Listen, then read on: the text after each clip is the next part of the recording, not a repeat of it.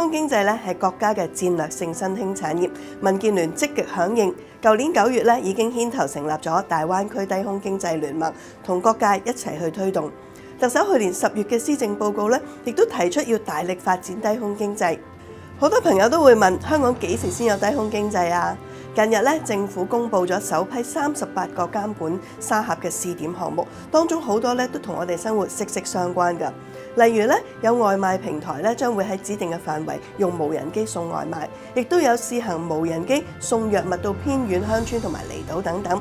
另外咧，亦都有公司咧用無人機協助巡查電纜啦，或者大廈外牆嘅工作，減省人手咧，又提升效率。